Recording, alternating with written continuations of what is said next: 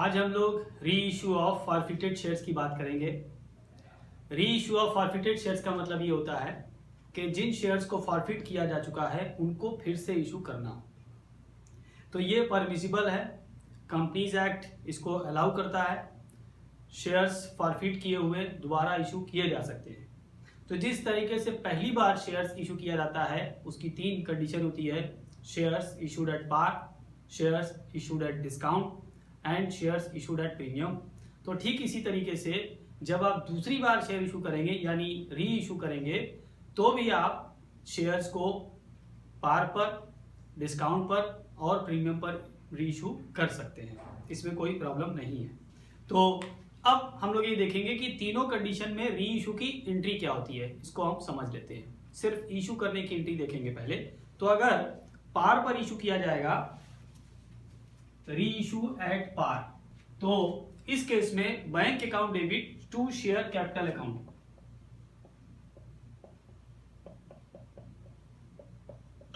Debit to share capital account.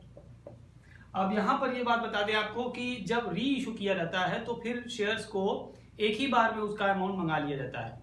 फिर वो instalment का प्रोविजन ज़्यादा नहीं होता है, फिर इंस्टॉलमेंट पे उसको नहीं मंगाया जाता है। जबकि पहली बार आप शेयर्स को इशू करते हैं तो आप जानते हैं कि शेयर्स को 2, 3 या 4 किस्तों में मंगाया जाता है और उसकी अलग अलग इंस्टॉलमेंट का अलग अलग नाम होता है। एप्लीकेशन होता है पहली इंस्टॉलमेंट का, दूसरी का अलॉटमेंट और तीसरी चौथी का कॉल्स कहते हैं। लेकिन यहाँ पर आप देख रहे होंगे कि पूरा का पूरा अमाउंट एक ही बार में मंगा लिया जा रहा है। अब यहाँ पर ये समझना है कि ये पार पर तो कोई बहुत प्रॉब्लम है नहीं, जितने पे आप इशू कर रहे हैं वो सारा अमाउंट इसमें चला जाएगा और वही सारा अमाउंट कैपिटल में भी चला जाएगा।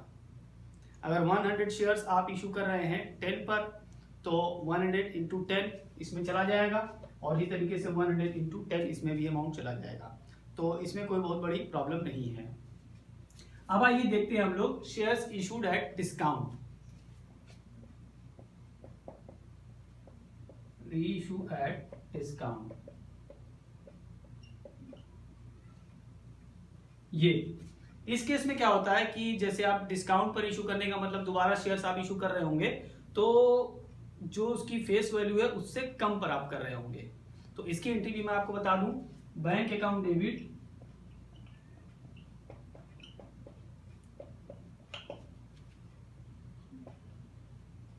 शेयर फॉरफीचर अकाउंट डेबिट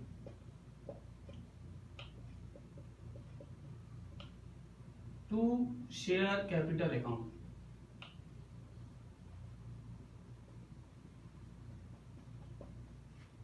अब यहां पर आप ये सोच रहे होंगे कि ये शेयर फॉरफीचर अकाउंट क्यों लिख दिया गया।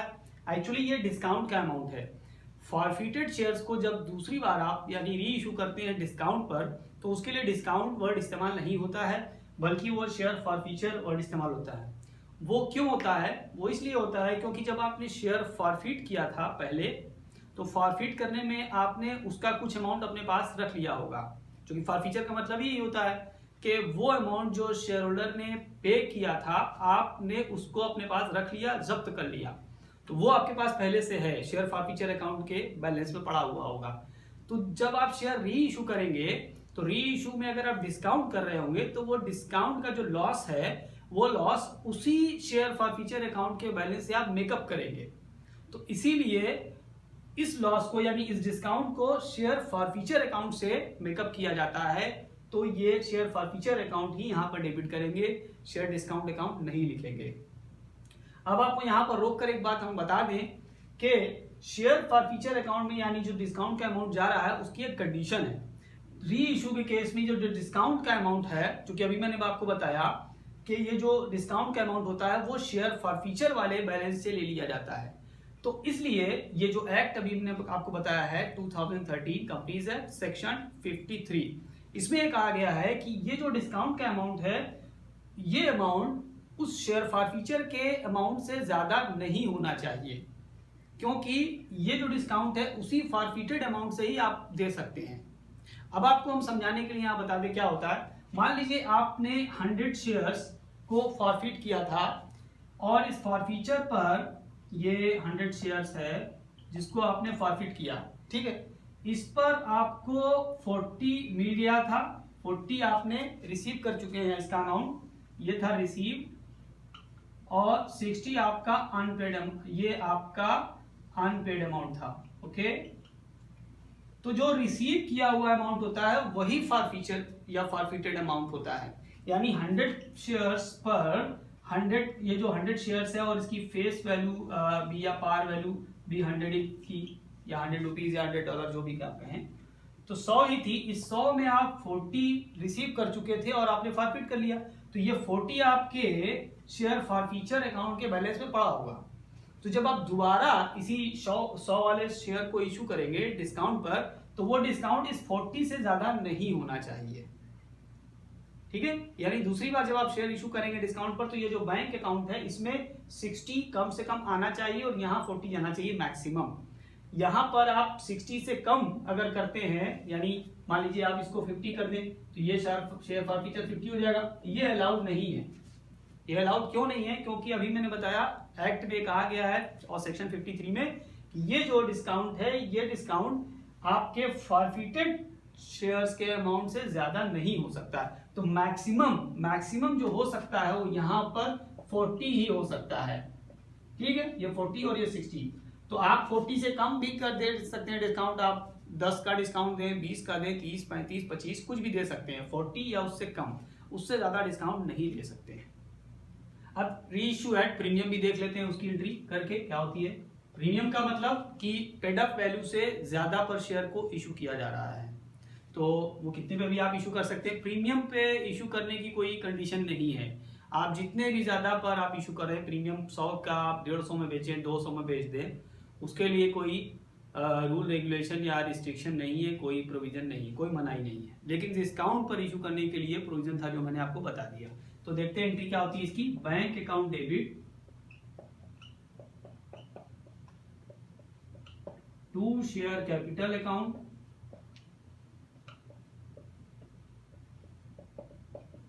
And to securities premium account, securities premium.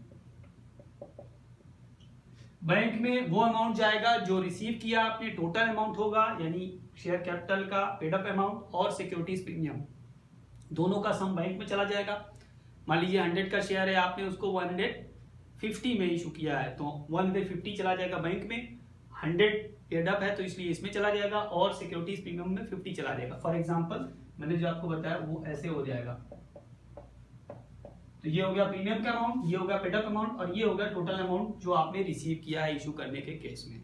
देखिए, जो हम लोग बात कर रहे हैं री इशू की, री इशू किसको करते हैं? री इशू फॉरफिटेड शेयर्स को करते हैं।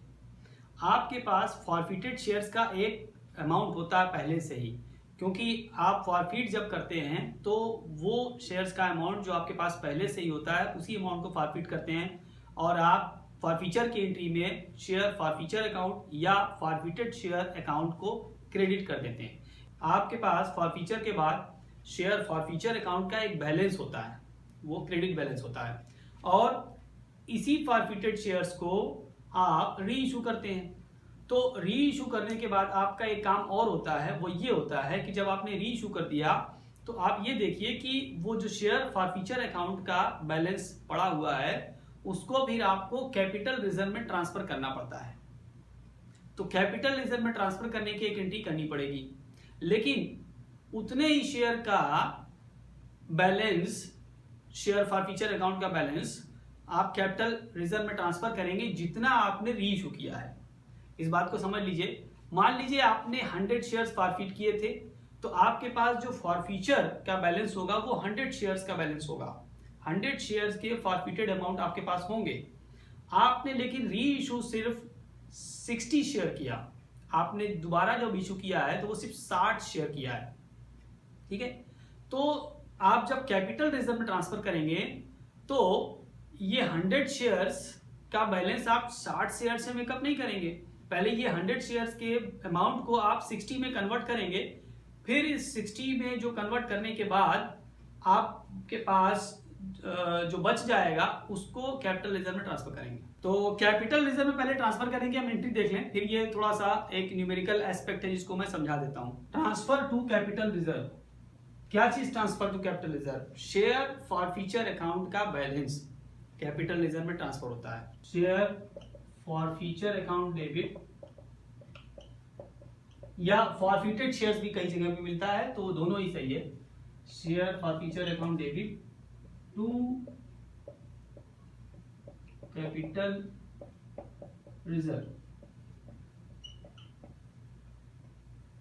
ठीक है, अब हम लोग बात करेंगे इस पे कि इसमें कौन सा अमाउंट जाता है, उसको देखना है हमें। तो कौन सा अमाउंट कैपिटल रिजर्व में जाता है, इसको समझाने के लिए एक छोटा सा क्वेश्चन मैंने यहाँ पे लिया है। Suppose 50 shares of 100 issued at par have been forfeited for non payment of the last call of 20। एक 50 शेयर आपने इशू किया था जो 100 जिसकी फेस वैल्यू थी, और उसको आपने पहले ही फॉरफिट किया जा चुका है, आपने पहले ही फॉरफिट कर लिया है। क्यों कर लिया है? क्योंकि नहीं पेमेंट मिला था 20 का। आपको मिला कितना था? 20 नहीं मिला है 100 में, तो इसका मतलब 80 मिल चुका था आपको। ठीक है, तो कितना अमाउंट शेयर फॉरफीचर में आपके पास होगा?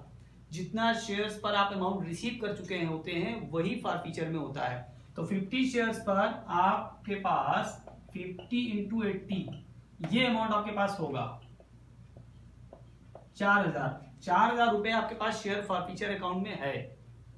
ठीक है, 50 शेयर आपने इशू फॉरफिट किया था जिसकी वजह से 4000 रुपए आपके पास हैं। अब आपने दोबारा इन्हीं 50 शेयर को इशू कर दिया, ये केस है री इशू का। पूरे 50 शेयर फॉरफिट किए थे, पूरे 50 आपने इशू कर दिए। किस पर इशू कर दिए? पार पर इशू कर दिए। ठीक है, तो पार पर जब आप इशू कर देंगे तो पार वाली एंट्री करेंगे, bank account debit to share capital account. आपको पूरा 50 का मल्टीप्लाइड करेंगे 100 में, पूरे 5000 आपको मिल जाएंगे।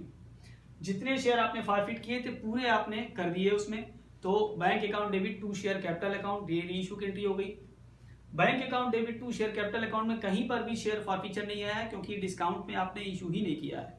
तो ये जो फॉरफीचर का अमाउंट है ये अमाउंट आपका कैपिटल रिजर्व में ट्रांसफर हो जाएगा, पूरा का पूरा ट्रांसफर हो जाएगा। क्यों ट्रांसफर हो जाएगा? क्योंकि जितने आपने फॉरफिट किए थे उतने पूरे शेयर्स आपने री इशू कर दिए, तो अब इस फॉरफीचर के अमाउंट की कोई जरूरत नहीं रह गई। ये पूरा अमाउंट अब क्लोज किया जाएगा कैपिटल रिजर्व में ट्रांसफर करके। तो यहां पर हम इसको लिख देंगे 4000 पूरा। अब आपके पास फॉरफीचर अकाउंट क्लोज हो जाएगा और ये अमाउंट क्रिएट हो जाएगा कैपिटल रिजर्व अकाउंट। दूसरा केस क्या होता है कि मान लीजिए ये 50 शेयर्स आपने फॉरफिट किए थे लेकिन उनमें से आपने कुछ कम शेयर ही रीइशू किए हैं, तो क्या होता है उसको भी देख लेते हैं। तो ये देखिए आपने 50 फॉरफिट किए हैं लेकिन री इशू आप सिर्फ 30 कर रहे हैं, यहाँ पर 30 शेयर्स इशू कर रहे हैं। तो अब यहाँ पर ये थोड़ा सा मिसमैच है, पूरा का पूरा ये फॉरफीचर का अमाउंट आप कैपिटल रिजर्व में नहीं जाएगा। क्यों?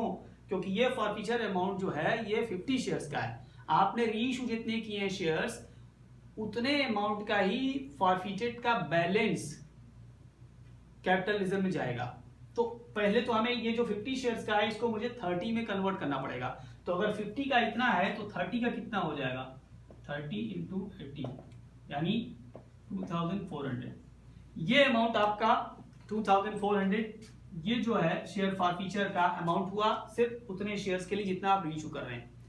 इस अमाउंट को आप चूंकि रीइशू पार पर कर रहे हैं तो कोई अमाउंट आपके पास है नहीं इस अमाउंट के साथ एडजस्ट करने के लिए। फॉरफीचर का अमाउंट सिर्फ डिस्काउंट के केस में ही वो डिस्काउंट से एडजस्ट होता है, हमने जो आपको शुरू में बता दिया। तो ये पूरा का पूरा अमाउंट इसी में चला जाएगा, share forfeiture account debit to capital reserve में पूरा चला जाएगा। और इस केस में जो रिमेनिंग अमाउंट होगा यानी 1600 बचा रह जाएगा। तो यहां पर आपका पूरा फॉरफीचर का अकाउंट क्लोज नहीं होगा बल्कि उसका एक बैलेंस शो करेगा। तो शेयर फॉरफीचर में आप लिख देंगे 2400 कैपिटल रिजर्व में। आप जब शेयर फॉरफीचर का अकाउंट बनाएंगे तो ऑटोमेटिकली 4000 आपके पास पहले से था, इसमें से ये क्रेडिट था और ये 2400 आपके पास डेबिट हुआ इस एंट्री के बाद, तो 1600 तो बैलेंस बचा ही रह जाएगा। ठीक है, अब आइए ये तो हो गया कि शेयर्स को आप रीइशू करते हैं पार पर और कम शेयर्स को आपने किया, पूरे शेयर्स को क्या किया, ये सारी चीजें मैंने आपको बता दी है। ये जो केस है इसमें आप 50 शेयर्स आपने फॉरफिट किया था और 50 शेयर्स आपने इशू किया है लेकिन ये डिस्काउंट पर किया है और डिस्काउंट पर आपने 40 का डिस्काउंट पर आपने इसको रीइशू किया है। तो डिस्काउंट पर रीइशू करने की एंट्री जो होती है उसको अगर हम देख लें तो ज्यादा क्लियर हो जाएगा। तो डिस्काउंट पर इशू करने की एंट्री मैं यहीं पर लिख देता हूं, bank account debit share forfeiture account debit to share capital account. ठीक है, बैंक अकाउंट में क्या अमाउंट जाएगा, वो अमाउंट जो आपको रिसीव हुआ है। 40 पर डिस्काउंट पर आपने इशू किया तो 60 आपका मतलब रिसीव हुआ होगा। 50 इंटू 60 यानी 3000 आपको मिला है। शेयर फॉरफीचर में डिस्काउंट का अमाउंट जाता है तो 50 इंटू 40 यानी 2000 और कैपिटल में यहाँ 5000 चला गया। तो ये तो हो गई फॉरफीचर की एंट्री। इसको जब तक आप ये नहीं एंट्री समझेंगे तो ये नहीं समझ में आएगा कि कैपिटल रिजर्व में कौन सा अमाउंट जाएगा। अच्छा, यहाँ पर जितने शेयर फॉरफिट किए थे उतने ही आपने रीइशू कर दिए, तो यहाँ पर उसको प्रोपोर्शनेट करने की कोई जरूरत नहीं है। पूरा का पूरा अमाउंट आपका फॉरफीचर में पड़ा हुआ है और उसी से आपको कंपेयर करना है। तो फिर चलते हैं यहाँ पर 50 शेयर पर फॉरफीचर का अमाउंट आपके पास पहले से ही है 50 इंटू 80, 4000 का अमाउंट आपके पास फॉरफीचर का पड़ा हुआ है, बैलेंस में है, वो फॉरफिट आप करके बैठे हुए हैं। अब यहाँ पर इस 50 शेयर्स को फिर से आपने इशू कर दिया है। दोबारा जो आपने डिस्काउंट दिया है, मैंने आपको बताया था कि डिस्काउंट जब री इशू पे होता है तो वो डिस्काउंट इसी फॉरफीचर वाले अमाउंट से लिया जाता है।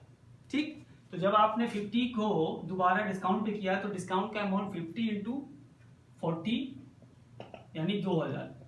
तो 2000 तो आपका ये इससे खत्म हो गया। 4000 पहले से बैलेंस था, 2000 आपका ये फॉरफीचर को डेबिट कर दिया आपने, तो आपके पास बचा 2000। ये जो बैलेंस का 2000 है यही कैपिटल रिजर्व में जाएगा। लेकिन अगर मान लीजिए आप 50 से कम शेयर इशू करते हैं डिस्काउंट पर, तो फिर जितने शेयर आप इशू करेंगे उसका प्रोपोर्शनेट अमाउंट निकालेंगे और उसके बाद डिफरेंस निकालेंगे जो, तो वो जाएगा। तो वो भी केस देख लेते हैं। अब आइए देखते हैं हम कि उससे कम शेयर इशू किया गया है डिस्काउंट पर। 50 फॉरफिट आप करके बैठे हुए हैं, 20 आपने री इशू किया है शेयर्स, इसी 50 में से 30 शेयर्स आपने री इशू नहीं किया है, 20 री इशू किया है डिस्काउंट पर जो कि 40 है। तो पहले री इशू की एंट्री करके हम देख लें। बैंक अकाउंट डेबिट 20 इंटू 60 यानी आपका 1200 आ जाएगा। बैंक अकाउंट डेबिट 20 इंटू 60 क्यों आएगा, क्योंकि 40 डिस्काउंट है, 100 पेड अप है, तो यानी 60 आपको बैंक में चला जाएगा, आपको मिल जाएगा। और शेयर फॉरफीचर में कितना चला जाएगा, डिस्काउंट का अमाउंट जाएगा 20 इंटू 40 जो कि डिस्काउंट है 800 चला जाएगा और इसमें चला जाएगा आपका 2000 पूरा कैपिटल में। ठीक, अब आइए हम देखते हैं कि कैपिटल रिजर्व में कौन सा अमाउंट जाएगा। कैपिटल रिजर्व में जाने के लिए यहां पर आपको ये जो 20 शेयर्स री इशू किए गए हैं उतने ही शेयर्स का फॉरफीचर अकाउंट का बैलेंस, हम जो लैंग्वेज बोल रहे हैं इसको बहुत ध्यान से सुनिएगा।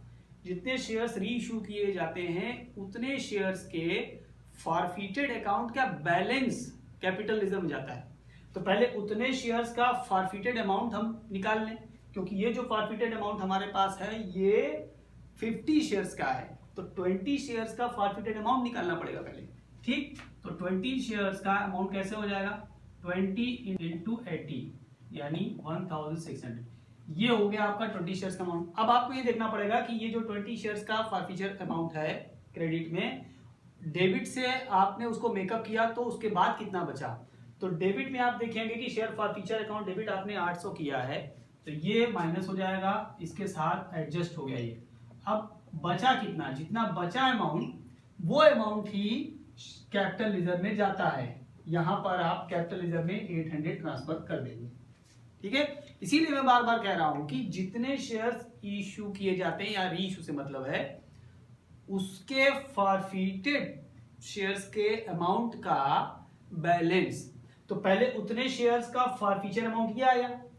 ठीक, अब इस अमाउंट का बैलेंस कैसे निकलेगा, उसमें से अगर कोई डिस्काउंट होगा तो माइनस कर देंगे, तो जो आएगा वो बैलेंस होगा। अगर डिस्काउंट पर इशू नहीं हुआ है तो यही पूरा अमाउंट चला जाता कैपिटल रिजर्व में।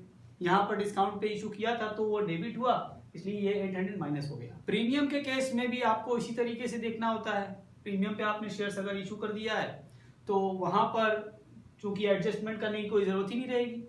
अगर आपने प्रीमियम पे शेयर इशू किया है, री इशू किया है, तो शेयर फॉरफीचर से कोई अमाउंट लेना ही नहीं पड़ेगा, क्योंकि प्रीमियम तो उल्टा होता है। प्रीमियम में तो आप ज्यादा पैसा मंगाते हैं, तो शेयर फॉरफीचर का वही अमाउंट जैसे पार पे आपने ट्रांसफर किया था कैपिटल रिजर्व में, उसी तरीके से आप कर देंगे।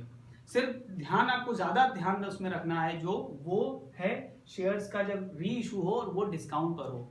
और दूसरी बात कि अगर टोटल शेयर्स हो रहे हैं जितने फॉरफिटेड थे तब तो आपको ये कन्वर्ट भी नहीं करना पड़ेगा, लेकिन अगर जितने फॉरफिटेड हैं उससे कम शेयर इशू करेंगे तो उसको आपको कन्वर्ट करना पड़ेगा जितने शेयर्स री इशू किए जा रहे हैं उसमें, और उसके बाद फिर उसका बैलेंस निकालना पड़ेगा। तो उम्मीद करते हैं ये आपकी इंफॉर्मेशन को बढ़ाएगा, आपकी नॉलेज को बढ़ाएगा। तो अगर आपने मेरे चैनल को सब्सक्राइब नहीं किया है उसको सब्सक्राइब कर लें, और भी इस तरह की वीडियो हम इस पर अपलोड करते रहेंगे। Thank you so much for watching.